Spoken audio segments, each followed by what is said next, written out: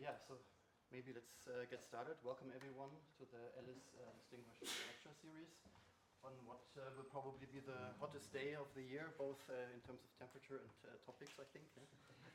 No pressure. Before I forget about it, please sign the sheet that's kind of making the rounds here. And now it's my really great pleasure to introduce Tim Rocktäschel, who is a director and team lead at DeepMind, and also a professor at University College London. Tim got his master's degree from Humboldt University in Berlin, his PhD from UCL, and then spent postdoc years at the University of Oxford. And he told me also earlier I should keep it short, so I will. Yeah, he has a lot of accomplishments, a lot of achievements, very, very impressive. And so for me, the kind of most impressive recent ones are that his team won in last year's ICML conference, which is one of the three top conferences in the field of machine learning. They won 2 Best Paper Awards, not just 1, but 2, which is an incredible achievement, I think. And he also gave at ICLR, which is one of the other top machine learning conferences, in a keynote just a few months ago, which drew a lot of attention, a lot of positive attention, and where he presented a lot of exciting ideas and directions, and hopefully some of those we will also see today. And so without further ado, while it's still relatively cool in here, welcome Tim, and we're very much looking forward to your talk. Yeah, thank you. Yeah, thanks so much. It's a pleasure to be here, and I'm actually going to basically present the same thing that I presented at ICLR in the keynote, so it's more or less the same content. There's just not so much new research that we were able to publish in the last 2 months. Hope that's okay. And I'm going to talk about open-endedness, world models, and the automation of innovation. And I've done quite a bit of reinforcement learning work in simulation during my postdoc and afterwards. And over the years, I came to ask this kind of question: what has simulation ever done for us? And you might argue that, well, there's been a lot of progress in training agents in simulation environments. We've seen AI being able to play these Atari games, AI at some point beating one of the best Go players in the world and using this AlphaGo system. We've seen reinforcement learning agents playing Minecraft, Dota, StarCraft, and so on. And you could argue this is really impressive progress, right? I mean, these were some of the most, impressive accomplishments of AI, a couple of years ago. But then nowadays, obviously, well, not obviously, but you might ask, is it really that impressive? Is it really, moving the needle in terms of getting towards more generally capable AI?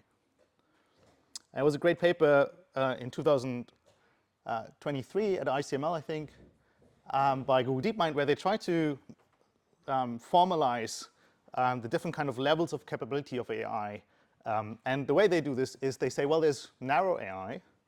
And then within narrow AI, we can look at different levels of competency, right? We can go from level 0, no AI, like a calculator, up to, for example, level 2, a competent AI. And we would call an AI competent if it can accomplish or if it's better than half of skilled human adults in a particular task, right? So for example, your spam detector, for a long time, we have spam filter systems that are quite competent at keeping your email inbox clean. And you could argue that these spam filters or certain toxicity detectors on online social media, they are better than maybe half of the skilled human population. But then you can go further, right? You can ask yourself, okay, what does it mean to have an expert AI, something that's maybe better than 90% of skilled adults? So if you, for example, use systems like Grammarly, I'm not a native English speaker. Grammarly would often flag things for me, in terms of certain grammatical errors that I'm making in emails and so on. So it's better than a large population of skilled human adults.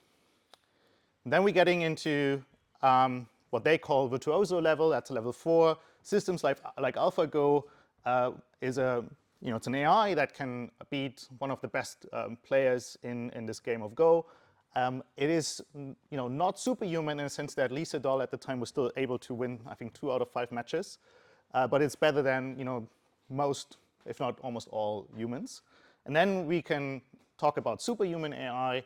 A system like AlphaZero is a system that I think arguably no human on Earth can beat this system anymore in Go, right? But keep in mind here that similar to these kind of simulation environments on the previous slide, all of these things are happening in somewhat narrow domains, right? But what we really want is making progress towards general intelligence, and the authors are describing that as an intelligence in a wide range of non-physical tasks, including metacognitive abilities like learning new skills. So generality here refers to the breadth of an AI system's capabilities. That is, the range of tasks for which an AI system reaches a target performance threshold. So we can add another column, right, on more general AI. And then within that column, the authors are arguing that we're basically at this emerging level of general intelligence via these chatbots, ChatGPT, Gemini, Llama, and so on. And then, in the future, we might further climb up that ladder towards, more and more competent AI. So why is it the case that we believe we're at this emerging level of general intelligence? Well, we can look at different benchmarks over the years. And I'm sure most of you have seen this plot at some point already. You can look at benchmarks that were created by the community at some point. And it used to be the case that it takes a few years until we get towards human level performance. And nowadays, people come up with quite challenging benchmarks, and it can take maybe for GPQA, it took a few months, and we went from 0 to basically human level performance. Right? And this happens quicker and quicker as we go. And that is something quite interesting, right, to observe. But you can also look at other benchmarks for which the story is actually quite different. So we did a benchmark in, I think, 2020 called the NetHack Learning Environment. And just very quickly, this is a game that is played since the 1980s, was developed in the 1980s. It's a terminal-based game where this little @ symbol over here, I'm not sure if you can see this on the screen, but it's an @ symbol. Everything you see in this game is rendered in terminals, all just ASCII characters. And you have to basically navigate what we call a procedurally generated world. It's a bit like Minecraft. Everything looks different every time you play a new game, basically. At least the room layout and the things you'll find in this world. You have to basically navigate these dungeon levels, find an item down 50 procedurally generated dungeon levels, retrieve that item, and go up again. And it's incredibly hard because it's partially observable, unlike things like Go and chess. It is stochastic. Your actions might have different outcomes depending on the random number generator. And it's, as I said, procedurally generated. So every time you play this, the dungeon layout looks different. Even certain objects look different. So it's something where an AI can't just memorize basically what to do. It has to really adapt or learn to adapt to unseen or unforeseen circumstances. On top of that, there are hundreds of different item and monster types. So there's, and they all behave differently, basically. All these monsters behave differently. So you really have to learn a lot about the domain knowledge of NetHack in order to beat this game. And we turned these kind of text-based or ASCII-based games into a benchmark for large language models and vision language models. And there's a kind of progression from quite simple games to, well, very hard ones, the hardest being NetHack. And on this NetHack learning environment, even our frontier models like Gemini 2.5 Pro, they basically only get 1.7% into this game compared to humans, right? So there's a massive gulf, basically, between what these models can do on question answering benchmarks, math, reasoning, coding benchmarks, and what they can actually do in games like this.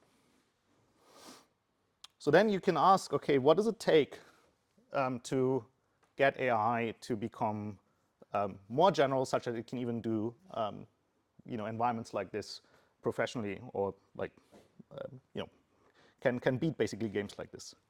And the research direction that my team at Google DeepMind has been pursuing for the last 3.5 years, the reason why we're called the Open-Endedness team is because we're subscribing to this kind of research direction of open-endedness. It's a direction that has been pursued in AI over the last 2 decades by people like Ken Stanley, Joel Lehman, and Jeff Clune. I want to spend some time giving you a short introduction into what that is and why it's so exciting to us. And it starts basically with the following question. If we want to build human-level intelligence, maybe it makes sense to also have a look at how human-level intelligence appeared on this planet. Well, it appeared through biological evolution, right? It's this process that you're all familiar with that started probably 3.5 or so billion years ago that just kept on going and create this massive diversity of organisms. And we're over here. That's us. That's humans. Right? And there's something really exciting about humans, which I'll get back to at the last third of this talk. According to David Deutsch, of all the different forms of universality, the most significant one is the universality of people, namely that they are what he calls universal explainers. We are actually trying to make sense of the world. We're trying to find explanations of why things are the way they are. I'll get back to that, as I said, later. Okay, just very quickly, obviously you're all familiar with this. The way biological evolution works is there's variation, there's selection, and from the perspective of AI, there's some interesting properties about biological evolution. It is not progressing linearly. It's not really a goal that's directly pursued, but it does create this kind of Cambrian explosion, this kind of massive diversity that fills all kinds of ecological niches, and you'll see that now appearing, I think, more and more in AI methods, as I'll explain later. And it's an ongoing process, something that we would call an open-ended system. And why does that matter? Well, there's a really great book by Ken Stanley and Joel Lehman called Why Greatness Cannot Be Planned, The Myth of the Objective. And in that book, they're arguing that if you actually look at biological evolution, but also cultural evolution and technological evolution, there's a recurring observation, which is that almost no prerequisite to any of the major inventions was invented with that invention in mind. So let's have a look. There's another great book called A Brief History of Intelligence by Max Bennett, where he's tracing the evolutionary path from first animals to humans. I'm not sure if you can see this well on the screen, but it's this path over here. And if you for a moment imagine that you are some kind of intelligent designer, and you're actually starting at this kind of flatworm step in our evolutionary path, and you get the task to create human-level intelligence, then most likely what you would do in order to optimize for human intelligence is you would add more and more neurons to that flatworm, right? Because that seems to be something that is required, right?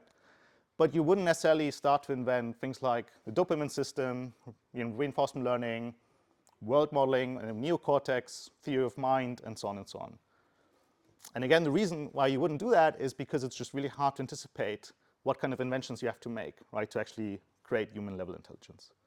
And you see this kind of pattern, appearing in all kinds of places. For example, again, in biological evolution, if you look at how the jawbone led to the mammalian middle ear, or in technological evolution, how punch cards led to the magnetic tape, to hard drives, to SSDs, or how radar technology led to the microwave oven, or arguably also how reinforcement learning now is mainly used for learning from human feedback. I don't think when reinforcement learning was invented in AI that people thought that in 2025 the thing we mostly do with that is just to tune our large language models.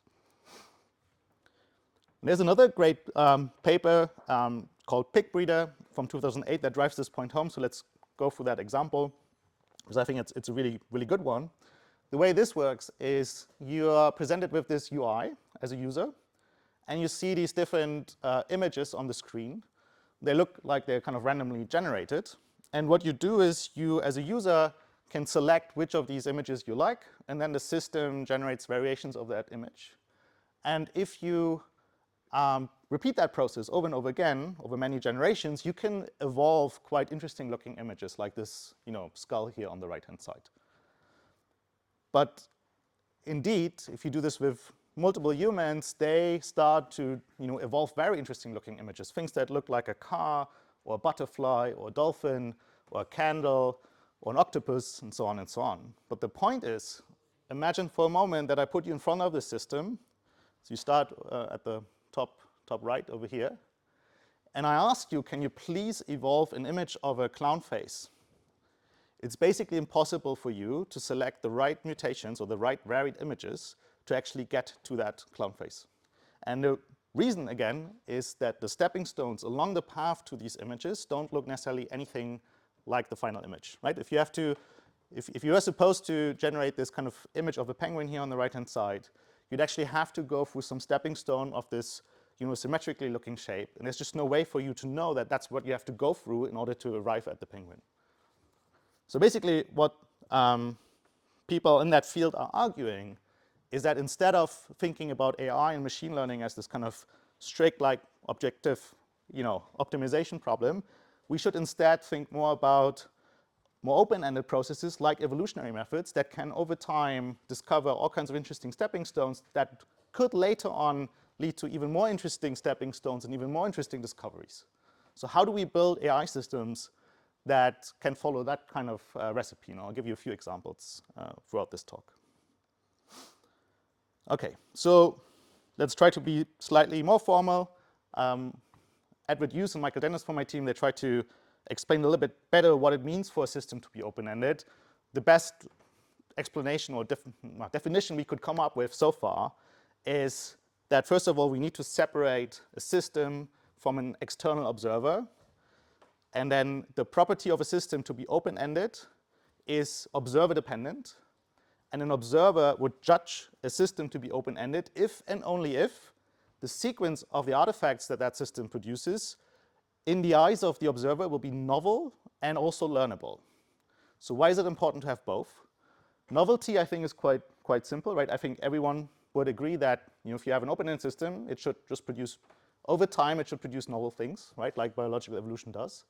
If you only have novelty, though, then a noisy TV, like I show here on the bottom left, any reasonable observer would classify that as an open-ended system as well, and that's not very useful, right? Because then also, things like the monkey typewriter thought experiment, that would be an open-ended system as well.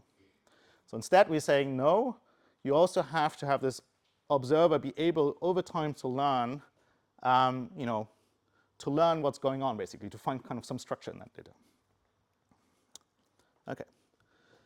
So at Google DeepMind, we have a long tradition in trying to build more open-ended learning systems. One of them we did, I think, in 2022, if I'm not mistaken. And it's a paper, I think, called Human Timescale Adaptation in an Open-Ended Task Space. And what we basically did is we got a few research engineers and research scientists together to build Excellent, or Excellent 2, which is a really massive procedurally generated simulation environment. Okay? So we procedurally generate these kind of topologies inside of a Unity simulator, these kind of terrains. We procedurally generate, using code, basically, generate what kind of goal the agent should accomplish inside of this simulation environment. It should create this kind of black cube item in this case. We generate what kind of objects are already present in the simulation environment and where they are placed. We also generate the underlying rules of this simulation environment. We generate what kind of objects you can put together to, let's say, craft new objects. And note that these rules for the agent might be hidden. So the agent might actually not see these rules, but actually has to discover them through repeated experimentation in the simulation environment. And then we throw the agent in there, right? We tell the agent, please create a black cube. And then the agent has to run around, take objects, try to combine them, see what works, see what kind of production rules are actually generated in this simulation environment. Now, what's important here is that it isn't following this kind of traditional zero-shot reinforcement learning approach. The agent gets, for the same procedurally generated simulation, it gets multiple trials before we reset the agent's memory, right? So the agent can actually learn to memorize, oh, I tried this and this in the previous trial. In this one, let me try actually something else because the previous things didn't work. And what we see then, and I'll show you an example in a bit, we see the agent over time basically learning to do quite structured exploration. Looks almost like it's hypothesis-driven exploration. And it is, in a way, it's like a first example of doing actually in-context learning with a reinforcement learning agent. right? Because between these trials, we are not resetting the memory, and we're also not updating the parameters of the agent. It's learning to do all of that, what we now would call in context. Okay, so if you procedurally generate these kind of simulation environments, what you want is you want to generate a really vast universe, basically, of these kind of different simulation problems. And we actually pushed it as far as generating 25 billion distinct simulation environments using this approach. So it's a massive space, and it covers a lot of different capabilities that we would like to see in an agent, right? There's problems around navigation, around memory, around tool use, around physically manipulating objects, around experimentation. There's even some multi-agent problems in there where we want to see the agent starting to coordinate with another agent, to divide labor, and so on and so on and so on.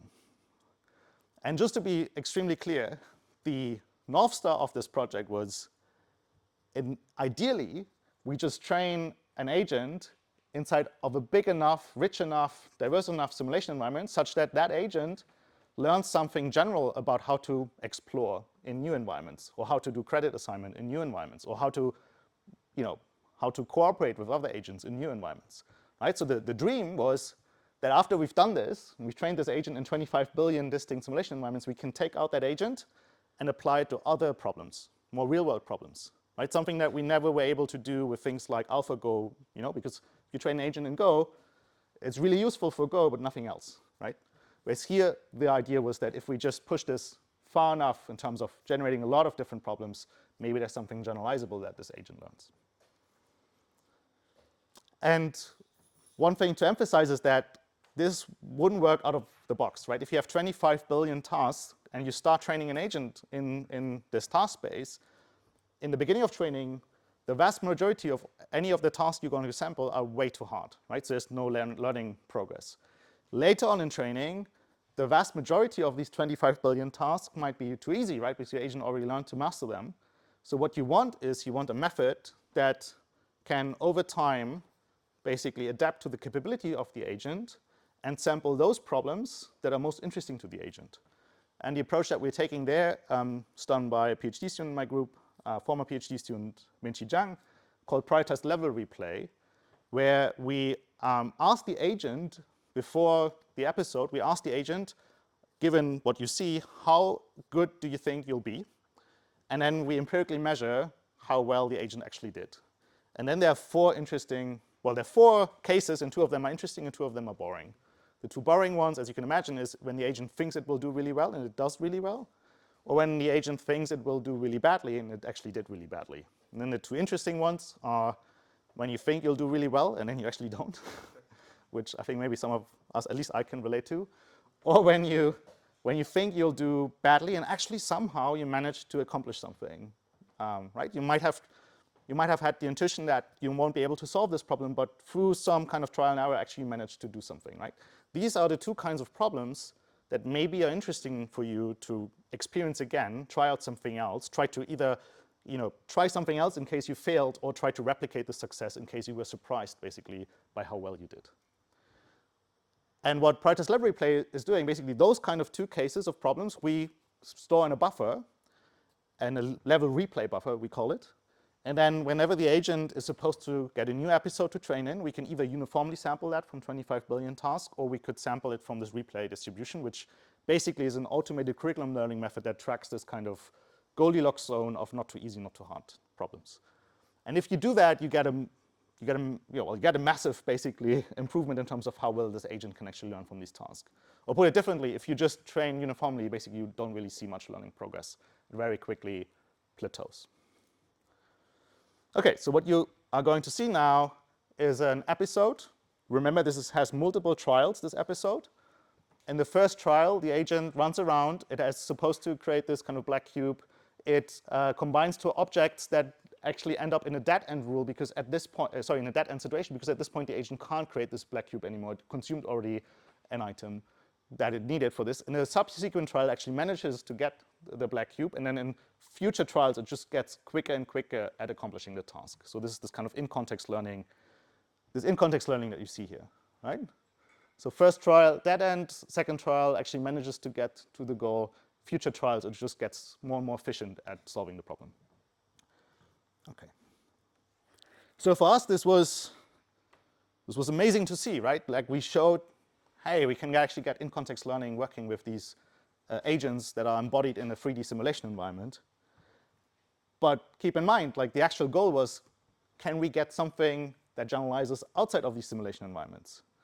And you can show that, well, you get somewhere within the simulation environments, particularly if you also look at a large enough parameterization of the policy of the agent. At the time, that was, I think, up to 200 million parameters. Nowadays, that's peanuts, but at the time, that was quite large for parameterization of a neural network for an agent. And then you can show basically that as you make the parameterization of the policy of the agent larger, you can actually make use of more and more tasks inside of the simulation environment. So there's some kind of scaling laws basically emerging. But the actual goal that we had of getting something that generalizes outside of distribution, we didn't see that. We were not able to demonstrate that. And that was really frustrating, right? And usually what you do once you see, okay, it doesn't generalize out of distribution, then the normal playbook, at least from large language model land, would be, well, then we just increase the training distribution until there's nothing left out of distribution. That would be the standard kind of recipe, right? But that points to a pretty fundamental problem. If we want to train really general agents, then what we really have to take into account is an extremely open-ended, rich, diverse environment space, right? And simulation environments, the ones that we coded up at the time, it's just not enough. And there's no, I would argue, there's not even any way out of this, right? I can't get 10 times more research engineers to build 10 times more of these simulation environments to then hope that the agents that I train in those can generalize outside of these simulation environments. That's the problem we're basically facing. So Jeff Clune, the way he put it already in 2019 is he said, well, what we want really are what he calls open-ended Darwin-complete search spaces. So these are spaces in which any computable environment can be simulated, allowing for the emergence of a really diverse range of intelligent behaviors. And in my team in Google DeepMind, the way we've been approaching that is to say, well, we can't build these simulation environments. I mean, we can, but it's not going to get us where we want.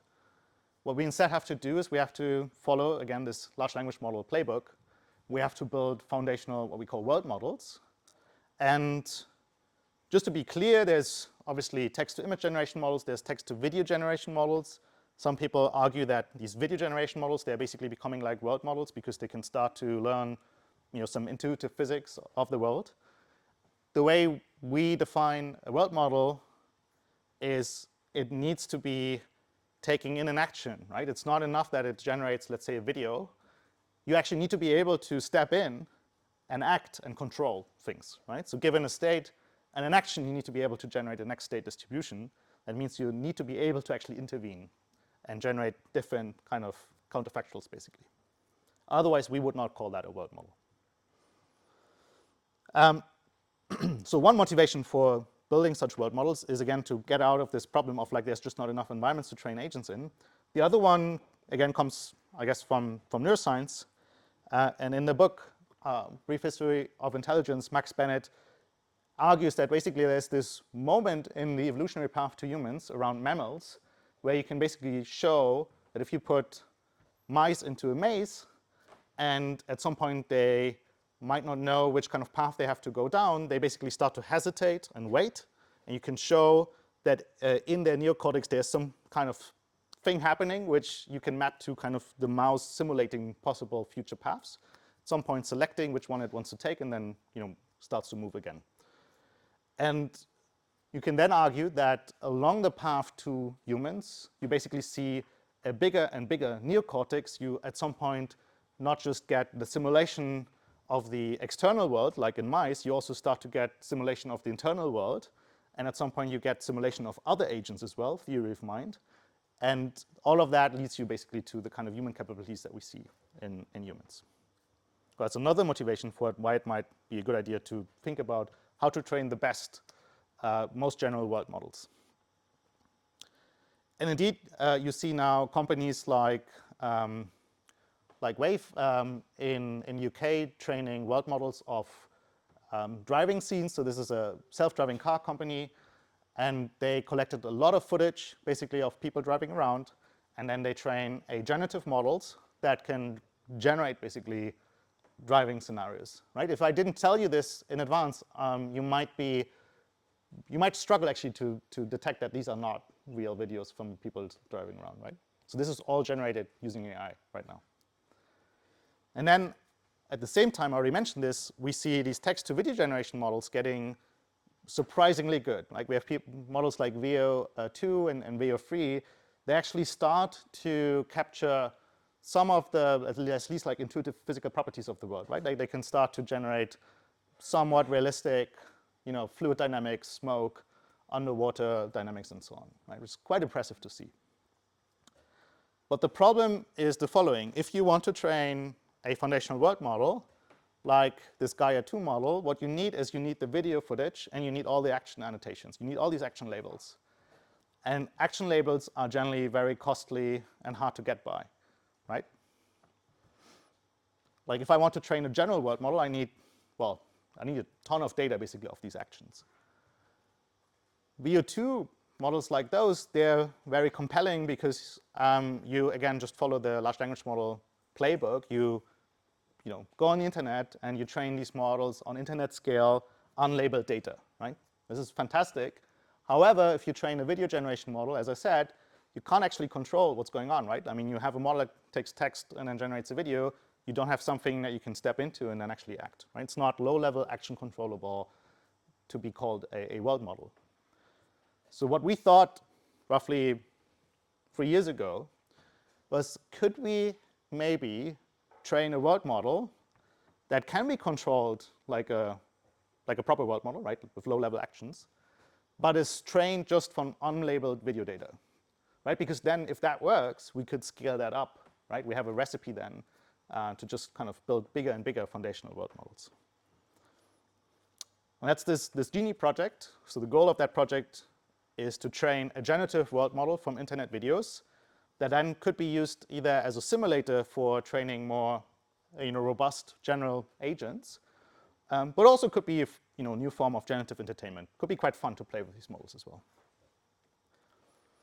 And just on a high level, the way this works is you take videos. In this case, we took, I think, 32,000 hours of footage of these kind of jump and run games that you find on the internet. And you take those videos and you push them into this model where the model basically takes consecutive frames in this video and tries to predict a so-called discrete latent action. It tries to encode what is it that makes a change from one frame to another, right? That could be, there's maybe some kind of external, things that happen in the environment that as an agent you don't have control over. But all of these videos are generated from someone playing using a controller, right? So there's a discrete number of different buttons that you can press in order to to play these games.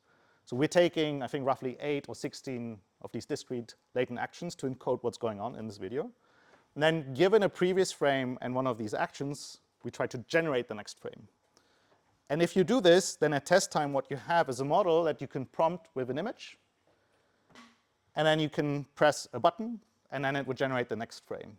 And then what you would hope is, if you train this at a certain scale, that these discrete latent actions start to encode semantically meaningful actions like moving left, moving right, jumping, and so on. So if you do these kind of projects, what you want to get a handle on is the scaling properties of your model and the data, right? You want to find what's a compute optimal flop budget given your data. So we do these kind of scaling laws, as you've seen then in large language models as well. And you train your model, basically. And what you then can do at test time with this model, as I mentioned already, you can prompt it with images. For example, you can prompt it with images that were themselves generated through a text-to-image generation model. Right? So for example, this image on the top left, if you squint at it, looks a bit like maybe some kind of Indiana Jones jump and run game, but that game doesn't exist. This was was generated by Imogen 3, I think, at the time. So it's an image that looks a bit like a game, but actually isn't any existing game, right? It's out of distribution for the model.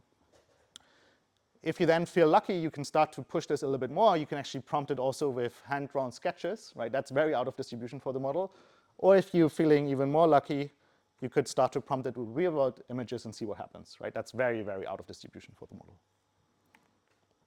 Okay, so what you see here is you see this Genie model generating, given text prompts, generating, first of all, a lot of different starting frames of, again, games that don't exist.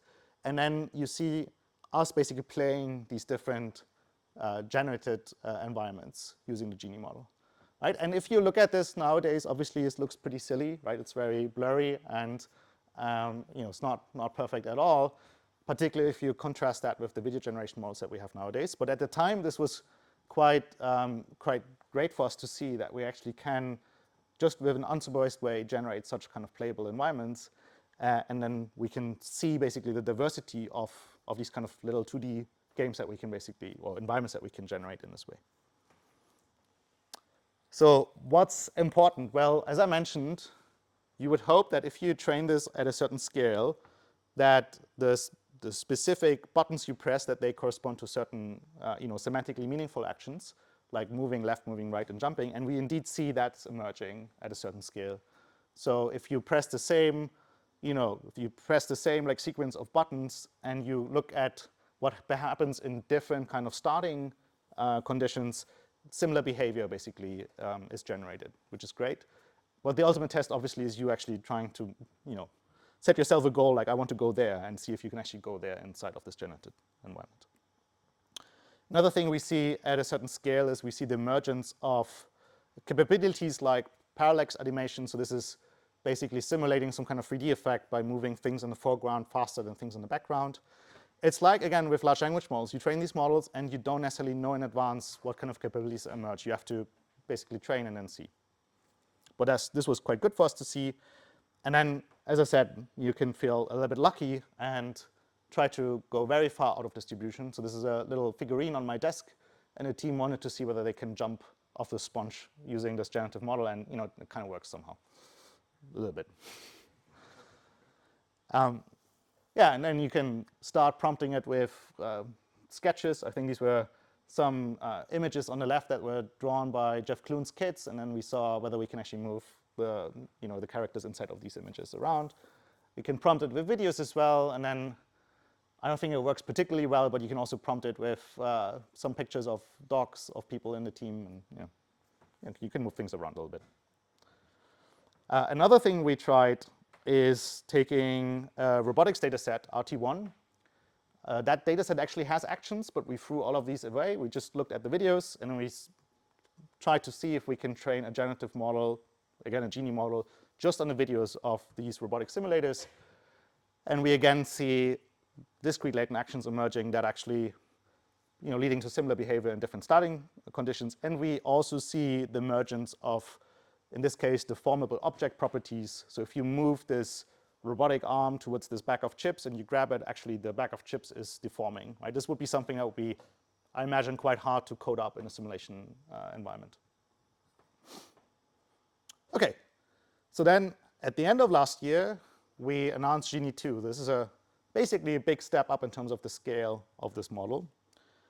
So we're training a Genie-like model on a much larger video data set, now containing all kinds of video game videos. And we also move from a masked model to a latent diffusion model. Latent diffusion is kind of what people use for video generation models nowadays. Well, and then we significantly increase the scale as well. So again, what you're going to see on the next few slides is we start with a text prompt. We use Imagen-free to then generate an image. So for example, we might want to generate a scene of a first-person screenshot of a beautiful garden path. And then Imagen-free generates something, I'm not sure if you can see this well, but it generates something that looks like a screenshot from a game, of a 3D game with this kind of beautiful garden path. And then we hand it over to Genie 2, we step in, and then we try to move around and also do things inside of these environments. And yeah, I'll show you over the next few slides how well this is working. So the first thing you want, as I mentioned in the beginning, you want to be able to generate counterfactuals. You want to be able to actually control what's going on in these environments. And that is the case, right? You can use the same starting frame on the left, and you can generate very different behaviors, right? If you play these kind of generative models. That's great. We also see different characters being able to be animated by this model, like this, dragon over there, or this sailboat on the top left. And like with these video generation models, we see some kind of intuitive physics being modeled. So that the Genie 2 model is able to model some kind of smoke, some kind of gravity, lightning, and if you look very carefully here at the bottom right, also some, I'm sure if you can see this well, but some kind of reflections in this mirror, which is great to see at a certain scale.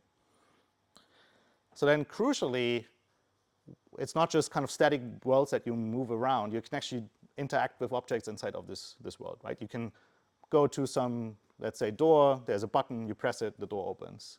This is something that would be quite hard to do with a nerve-based model that has an underlying 3D structure. You can climb ladders, even shoot exploding barrels. Just to emphasize, this model is really end-to-end pixel, right? So you start with a pixel frame. You give it an action. It generates the next pixel frame. There's no underlying 3D structure of this world that it generates. Another thing you want is you want it to be long-term consistent, right? So if there's an object in front of you and you look away and you look back, the object should ideally still be there. Otherwise, it's not a very useful world model. And we can generate consistent worlds for about like maybe 20 seconds. So it's not very impressive, but what was nice to see that we at least can maintain 20 seconds of consistency. And obviously, the next question is what happens at an even larger scale? Maybe like with large language models, right? As we moved up the scaling ladder with LLMs, at some point they were able to actually generate more and more long, coherent text. So I would imagine similar things happening in the future with these world models. Okay, another thing, and this goes back to what I said earlier, you can't really anticipate necessarily what's going to happen in terms of capability of these models. Another thing that we observed emerging is this model being able to simulate other agents as well. So here on the left, we start with a frame that contains 2 characters. The model basically decides which of the 2 is the one that you can control. It's generally the one that's more centered to the screen. And then it starts to actually simulate the other agent, right? So we do some kind of funny little run, basically, the friendly competition with this other agent. A similar thing on the right-hand side, right? This kind of we prompted it to generate a scene that looks like Oxford. It actually looks pretty much like the Bodleian Library. And then, there's another agent that it starts to simulate as well. And then obviously you can feel lucky. So we took someone's holiday photo, and we saw whether we can actually step in there and move around. So it starts to animate, the water fall a little bit. And it's not perfect, but I mean it's again just one step, I guess, in the scaling ladder. Okay, we also have another team at Google DeepMind, the Simmer team. And earlier last year, they announced this Simmer agent. It's basically a 3D game playing agent. So it's an agent that you can use in games like Valheim or No Man's Sky, and you can instruct the agent in natural language to follow certain goals, right? You can tell the agent, can you please go to the tree and chop it down, right? And then would do the actions in the game to get to the tree and chop it down. So what we then thought about just a week before we wanted to announce Genie 2, could we do the following? Could we have, again, an image generated by Imagen3? The scene over here, which is some kind of medieval knight in front of 3 different rooms, right? A room with the plants, a room in the middle, a room with stairs to the next floor. And could we instruct Simmer to, let's say, go to the room with the plants and then simulate what that would look like using Genie? So basically have Simmer provide an action, have Genie generate the next frame or frames, then give Simmer again a chance to select the next action and let Genie again generate the next frames. So just to be clear, this is going to be out of distribution both for the Simmer agent, because it has never seen this game, it doesn't exist, and it's out of distribution for Genie as well. And what you have, I think the way Demis described it is, you have basically one AI playing inside of the mind of the other AI. And we wanted to see, does that work out of the box? And actually, yes, it works out of the box, right? So we give Simmer the instruction, go to the room with the plants, and then it generates the actions to go there, and Genie generates what that looks like to actually go there.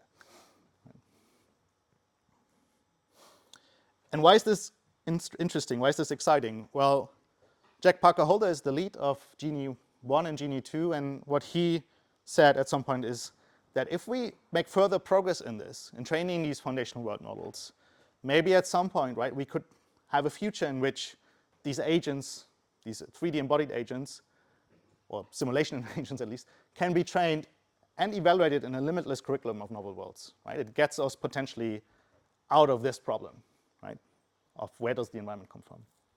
Because we just learned that basically from internet scale data. Okay, how are we in terms of time? Okay, maybe, yeah, let me talk also a little bit about what we're doing on the agent side in the last like 15 minutes or so. I really believe this. I think we're at the cusp of automating innovation itself. And I want to spend 10 minutes or so explaining why I believe this.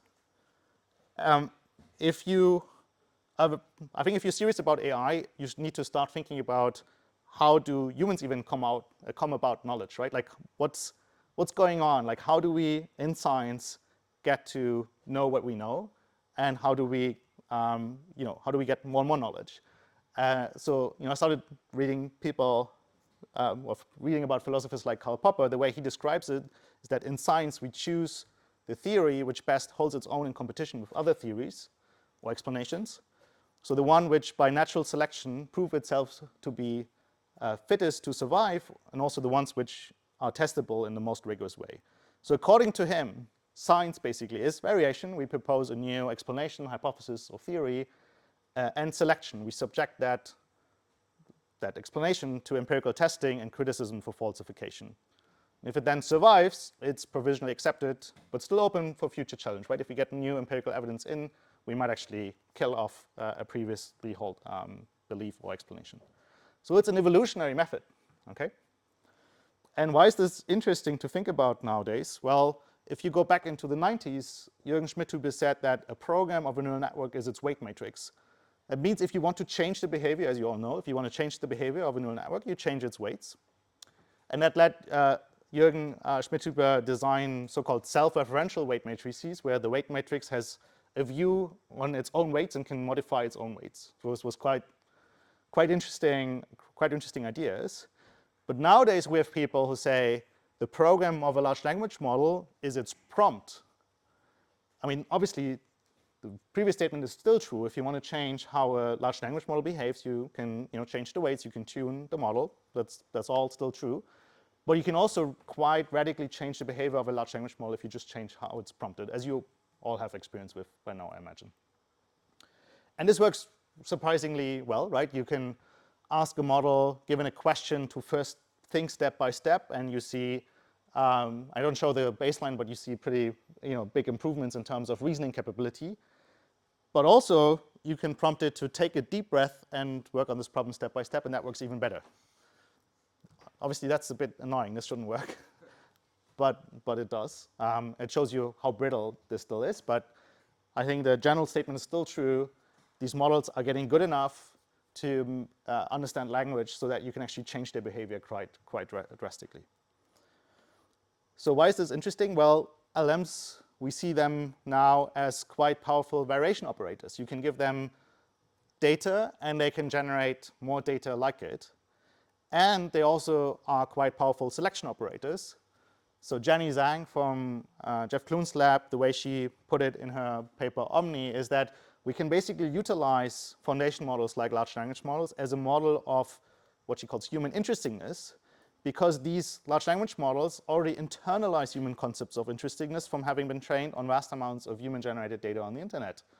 And on the internet, apart from other things, humans write also about what they find interesting and boring. So the models, once you train a foundational model on that much text, it starts to internalize some of these concepts.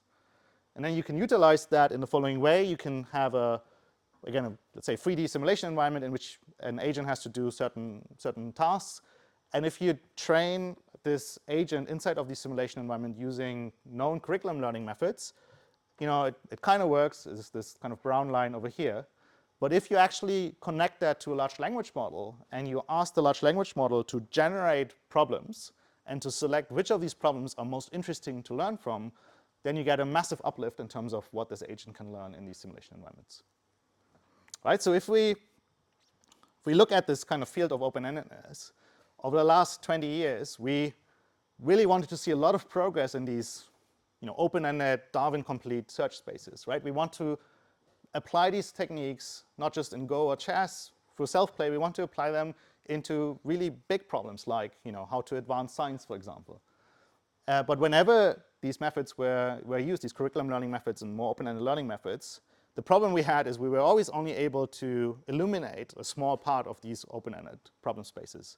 Or if you got lucky, right, through some kind of self-play in more narrow domains, you were able to get some exploration of some particular niche in these spaces.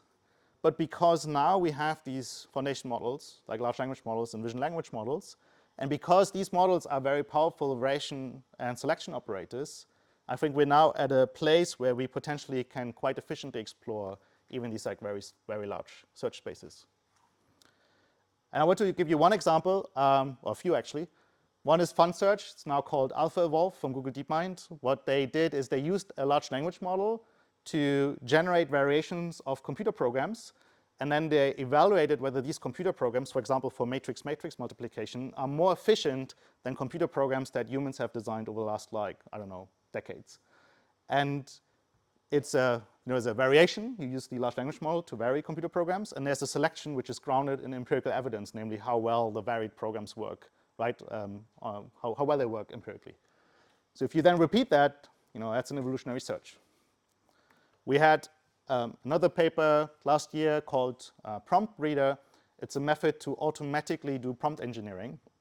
The way this works is you take prompt strategies like chain of thought prompting, or this kind of let's think step by step, and then you ask the large language model to generate variations of these prompt strategies, and then you take these mutated prompt strategies and you test how well do these work empirically if you now prompt the large language model with not let's think step by step, or whatever variation the model came up by itself. Right? So you test, does that lead to empirical gains in terms of the reasoning or math or whatever capabilities of this model?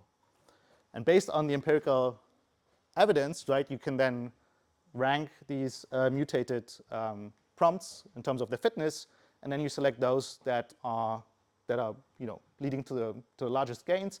And then you repeat this process, right? You then vary those evolved prompt strategies further. So you really build these kind of stepping stones that could start to lead to even more capable prompt strategies. So if you do this, obviously over multiple iterations, it's again an evolutionary search.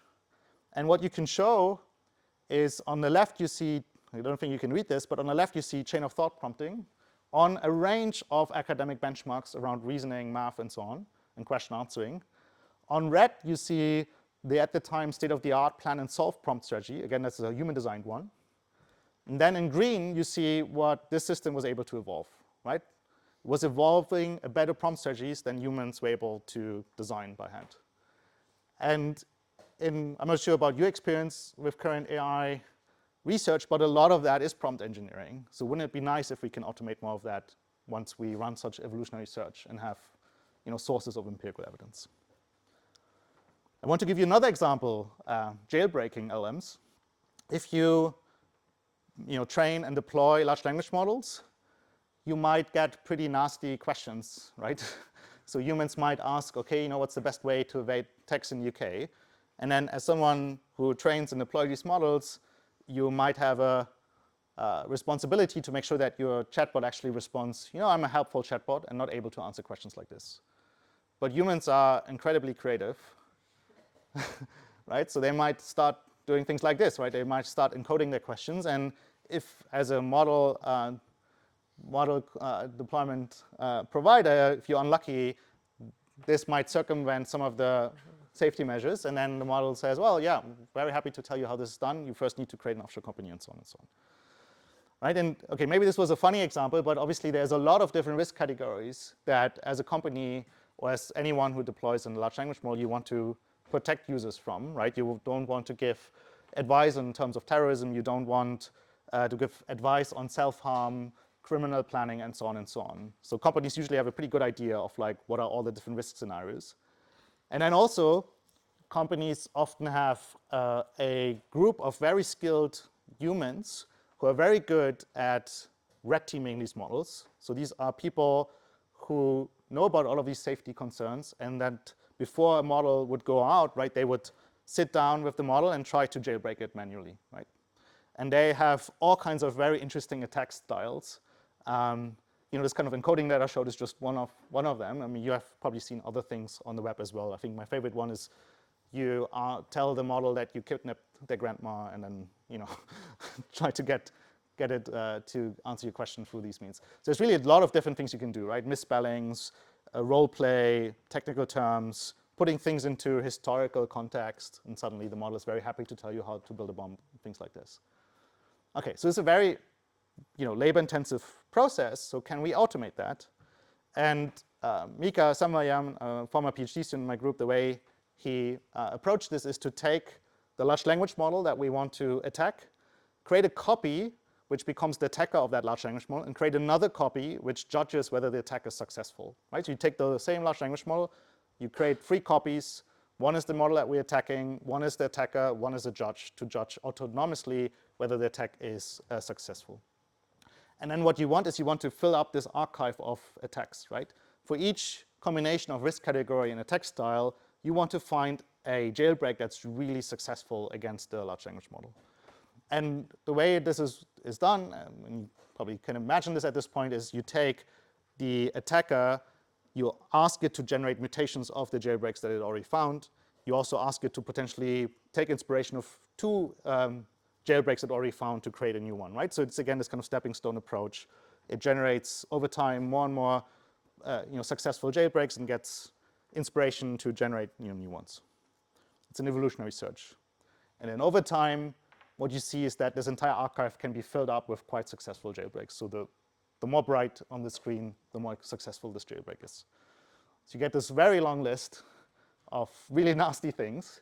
And that's useful in 2 ways. One, it gives you a sense of like what are the weaknesses of your model. The other one is you can take this archive of all of these jailbreaks, and now you can tune your large language model to be more robust against these attacks. So it's a self-play method, right, to make the model more robust against these jailbreaks, and we can empirically show that that's actually happening. Okay, almost done. I think we're in this era where we will see what I would call preparing AI. So that is AI itself proposing theories, hypotheses, explanations, and then AI itself autonomously subjecting those explanations to empirical testing and criticism for falsification. And we see right now a trend, or many trends. One of them that's interesting is that, I'm sure many of you have seen this as well, basically the length of tasks that AI agents can autonomously successfully complete, that length is doubling every 7 months right now. And we don't know where this is going to plateau, if at all, but right now that's the trend. And we now see via companies like Secan AI that there are people pushing towards automating science, right? So this is a system that generates, using an LLM, generates research ideas, condition on these research ideas, designs experiments and implements them, and then runs them, and then analyzes them, and then writes a paper, right? And it's, again, an evolutionary search if you repeat this.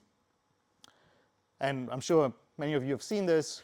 So these systems are generating papers. If you squint at them, it could be a workshop paper. And earlier this year at ICLR, actually, they were able to get one of these autonomously generated papers past peer review of a workshop at ICLR. I think it's an interesting sign of life result, although one should say that this was a paper about a negative result. And also, obviously, we know there's some kind of variance in the reviewing system. So let's see whether at some point maybe it can generate a best paper, right? That would be, I think, really, really impressive. And also, there was another company able to get one paper past ACL reviewing, actually. Okay. One thing we see there with another autonomous ML engineer, System 8, is that if you give people a lot of time, at some point they actually can surpass the quality of of these systems, right? So these autonomous researchers, they might get quite interesting solutions early on, but at some point, at least right now, they plateau, and then humans, if you give them more time, they're more creative, they come up with better solutions. And there's one really interesting observation, which is if you look at OpenAI's O1 and O3 system card, what they can show is that for O3, like if you do more and more reasoning tuning, the models get better at math, reasoning, and coding, right? You can measure this on all kinds of benchmarks. But if you look at an autonomous machine learning engineering benchmark, the performance of these reasoning tuned models, it seems to actually go down. So I think it's on page 30 or 40 in this kind of O3 system card. I think it's one of the most interesting results in that system card. And that's really surprising, right? You do more and more RL reasoning tuning, the models get better at almost everything, but not on this benchmark, not on autonomously doing machine learning engineering. And at least right now, the only explanation I have for that is that as you do more and more reinforcement learning reasoning tuning, the models actually get less creative, right? It's kind of what we see often in RL, that you get some kind of mode collapse, and you just get reinforcement of some strategies that work well. But we know AI can be creative, at least in narrow domains, right? We know this since AlphaGo. There was this famous move 37, which at the time, expert Go players thought this is a pretty crazy move that won't work. And it turned out later in the game that was a brilliant move, right? So there's a few thousand years of humans playing Go, and nobody got to the point to believe that this is a great strategy, but it actually is, right? So we know AI can surprise us. We know AI can make discoveries, can be somewhat creative, but we've only seen this in narrow domains. So now the big question, I think, is can that happen in a more general domain? Or the way Schmidhuber puts it, there are two important things in science: finding answers to given questions, that's just computer science. But the other one is coming up with good questions, right? And that's this creative part in AI. That's the most interesting thing going forward. This, I think, one of the last slides. This feels maybe a little bit, scary as well.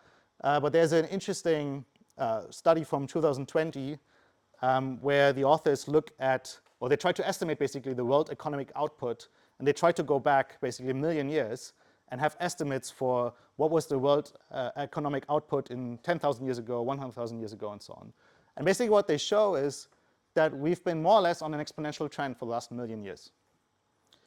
It's not really an exponential trend, though. I mean, it is, but if you zoom in, it's actually more of a sigmoidal trend. But it's a stacking of multiple sigmoidal trends, right, around major inventions like farming, the Enlightenment, the Industrial Revolution, and so on.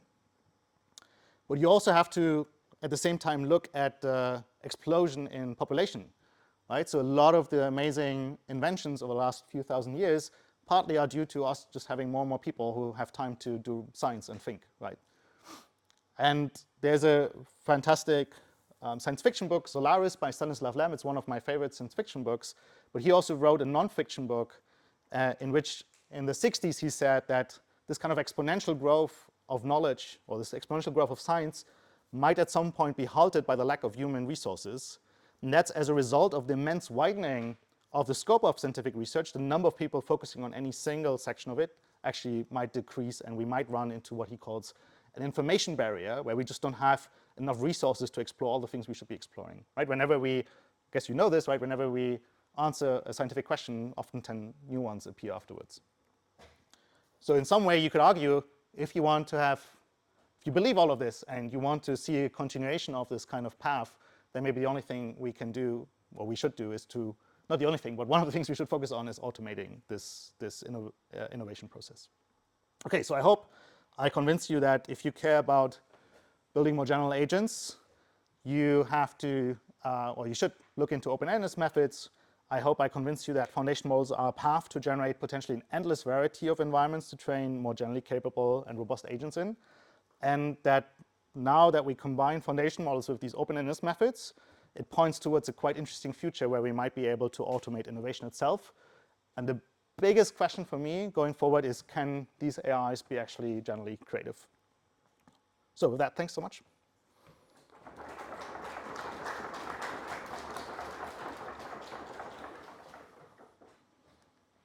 Thanks a lot for this thought-provoking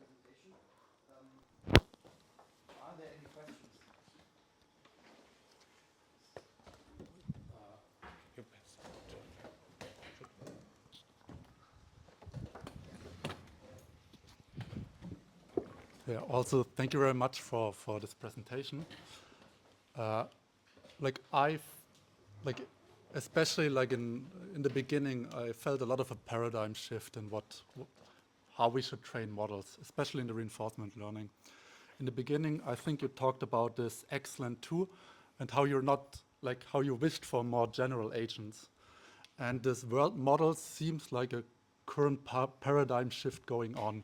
And I've heard three things which could be the missing thing, the thing we forgot in the past, and maybe you can just input your thought there. So what I heard is you generate, or the world model is a model to generate counterfactual data, or the rollouts on counterfactual data. They could also be seen as a way to simulate data and just have more data for reinforcement learning. Or you could also see them as you have a lot of observational data and train a model which allows counterfactual simulations. Yep. So is it just all the things together and they suddenly work, or is it could you pinpoint what the special thing is, or the thing we forgot? I think what you'll see over the next, I don't know, year or so, I think you'll see these things being explored in parallel. So just give you one example, or a few, let's say. Let's say you are a self-driving car company, right? There's so much footage you can maybe get from humans driving around. And at some point you have a good policy, like a good agent, right, that can drive the car. But then what becomes more and more important is this really long tail of all of these really unlikely scenarios, right? It's, I don't know, the street is frozen, there's a stop sign, it's also frozen, the sun is going down and the reflection of the light of the sun on the stop sign hits the camera, and therefore the agent might actually not detect that stop sign and just further drive down the road, right? These are the kind of situations that are, I think, scary when you think about self-driving cars. Like, how do you make sure that your agent is robust to all of these really messed up situations? As a human, I think we're generally just more robust when it comes to these unlikely scenarios. For example, also, you don't need to drive down a cliff to know that that's something you probably don't want to do with a car, right? You can simulate that in your head, and then you know what you want to avoid.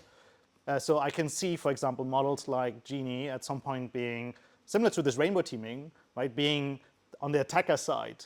If you tell me you have a really good self-driving car agent, you could then use Genie to say, okay, well, what about this situation? What about that situation? What if I generate this situation, right? And basically probe the model in that way. And along the same line, also generate synthetic data that you can then use to train your agent to be more robust. So that's one way.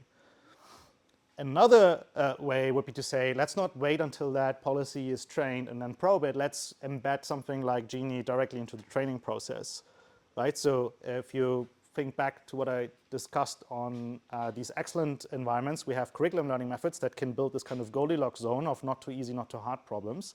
But so far, that's still relying on sampling existing problems and generating mutations of these problems. But imagine now you have a world model that can operate in a more latent space and can figure out, oh, the agent has problems with this. So let me move in the latent space along the dimension in which the agent might have the most interesting experience, and let's just, along these points, generate then experiences for the agent. So that's another one. Third one, as what you said as well, is once you have such a foundational world model, you can actually use that for planning, right? If it's fast enough, right? Current models are not fast enough for this. They're also not long-term consistent enough for this.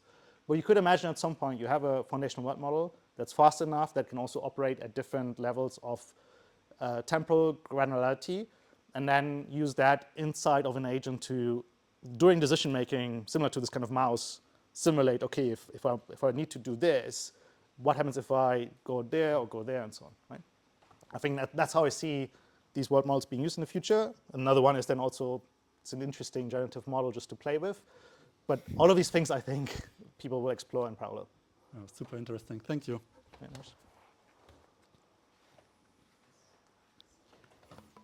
you want to ask a question or want the mic? Okay, sorry. Again, thanks for your talk. I have actually two questions. The first one would be really practical, and that is, I see like two parallel trends currently in reinforcement learning. And the one is building super fast simulators. I think these JAX-based simulators so that we can train really fast, so that we can do research on much more like environment steps and whatever. Yeah. And I also see like this trend of world foundation models where we do even more general generators of plausible environments.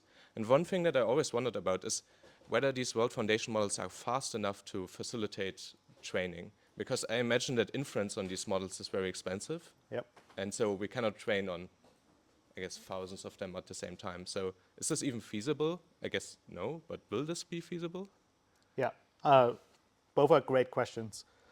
So, I mean, I've been in this fast simulation game as well. NetHack at the time we did because it was lightning fast compared to things like Minecraft. And you're right, indeed, nowadays people build JAX-based RL simulators. They're incredibly fast. Like there's simulation environments, for example, for multi-agent work where it used to take 3 weeks to run an experiment, now it takes like half an hour or so, right? Amazing. But the thing that I don't believe, I think some people believe this, for example, my good friend Jacob Förster in Oxford, they build more and more of these kind of JAX-based, very fast simulation environments. I think the hope that they have, I hope I don't say something wrong, but I think the hope that they have is similar to the hope that we had with Excellent, that if you just have a fast enough simulator and rich enough simulation environments, and now you can train for, I don't know, 1 trillion steps in a week, right? Mm-hmm. Like, I don't know, 100,000 years of human experience, let's say, in this kind of simulator, then magically something will happen. We'll get something out of this agent that is generalizable to then other problems, right? That's still the hope. Mm-hmm. I don't see it. I don't see that that can work with hard-coded or hand-engineered simulation environments, no matter how fast they are. And even for something like NetHack, I think it would be, at this point, crazy to train an agent, what we call tabula rasa. That means without any prior world domain common sense knowledge, right? The reason why humans at least can solve games like this, I mean, it took me 2 years of learning, but the reason you can do it is because you come into these environments with all the knowledge that you have about, you know, what is fire, what does it do, right? You don't have to learn these things from scratch, basically through painful trial and error. That's where these foundation models come in, right? Nowadays, we can take these foundation models and turn them into basically the core of decision making. So that means they know all of these things, a lot of these things already. There's a really interesting thing, though, which is this kind of knowing-doing gap, which we observe in NetHack. If you ask Gemini what it knows about NetHack, it can tell you everything, basically. More or less has read the internet, including Wikipedia pages about the game, tells you about all of these different monsters and so on, right? But it doesn't know how to actually use that knowledge in decision-making inside of this environment. So there's a massive question in terms of how to close that knowing-doing gap. In terms of the speed, I'm not concerned, because the tabula rasa alternative is just so ridiculously sample inefficient that even if your foundation model, even if that is 10,000 times slower, your sample efficiency gain might still be like 1 million times higher. So actually, I think it's fine. But it also means that if you believe that, what I just said, at this point, you don't really care about the speed of the simulation environment anymore, because the bottleneck is really the foundation model at this point. Okay. Thanks. I would have a second question, and that would be, you showed that the world foundation models generate agentic behavior or like other people running around. And I've wondered how robust is this, because I'm really interested in systems that can cooperate with novel partners. And we have seen, like in that ad hoc teamwork, zero-shot coordination literature a lot, that you need to generate diverse behavior roughly to pre-train against so that you can coordinate with someone that you have never met before. So I've wondered how good are these systems at generating plausible, diverse human behavior? Also, you hinted at theory of mind, for instance. Can we use them for stuff like this as well, or is this more limited to environments and levels currently?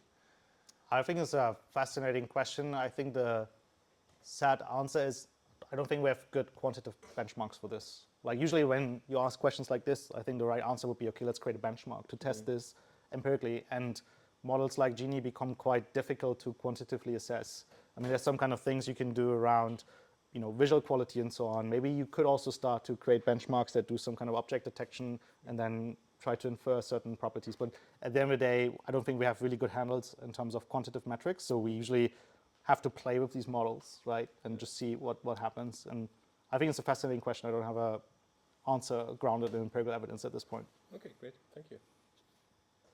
Maybe we can take one more question. If there's one.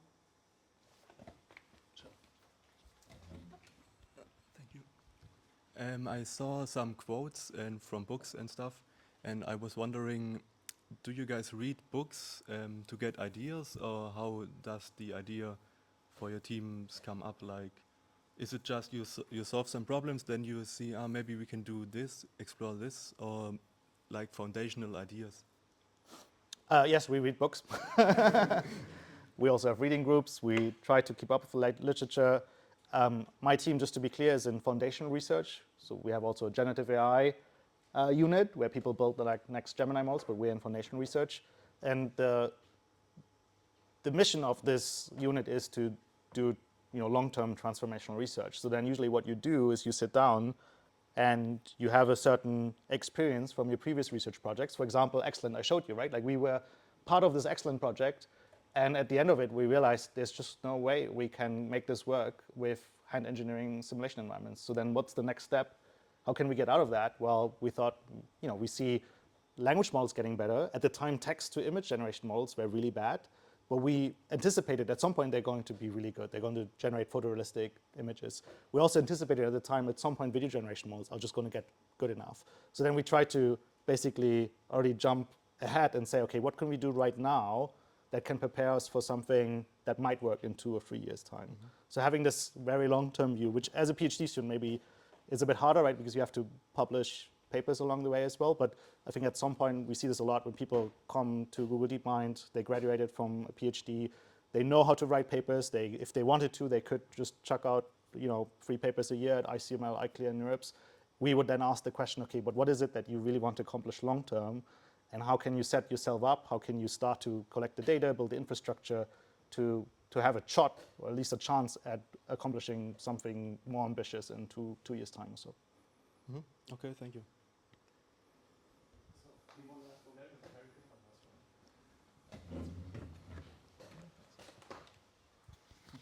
Yeah, thanks also from my side for the talk. It's maybe a bit connected, but I also wondered this throughout your talk. The question is, why do we need universities anymore?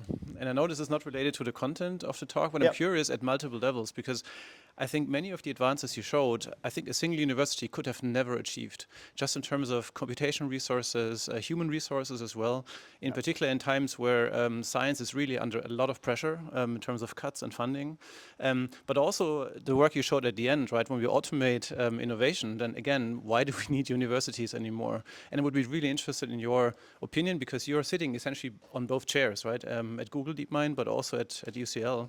And maybe there's something that also other people are wondering these days, right? What we are actually supposed to do here, like, for example, in Stuttgart or other places.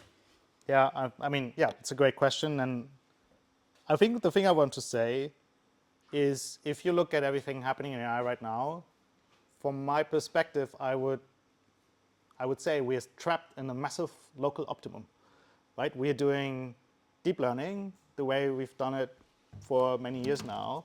We have seen a co-evolution between the GPU hardware and the methods. And we know, if you look at the human brain, we know this is incredibly inefficient and just the best we can do right now. And we can still scale up things, so companies do this.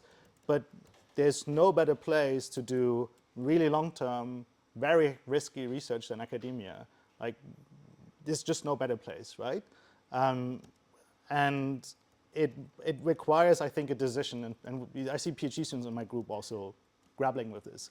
There's 2 things you can do. Either, I think you try to write the current wave of these foundation models. You think about smaller research projects you can do that benefit from the capabilities of these models. You see, I gave some examples, right, from Jeff Clune's lab, like Jenny Zhang is an academic PhD student, and she was doing really impressive work, right, that people take note of. Most recently, they published Darwin Gödel machines, was a thing, okay, it was in conjunction with Sakana, but still very impressive work, right? So you either do this, or I think you really think about what can I do right now that just goes really a very different path, right? For example, there's work that I think we should revive in terms of Hebbian learning, neuroplasticity, and so on, spiking neural networks and whatnot. But that, I think, attacks the stack quite low, right? And it's very risky, but also if you manage to do something there, it would be very high reward, right? Thanks. Okay, thank you, speaker again.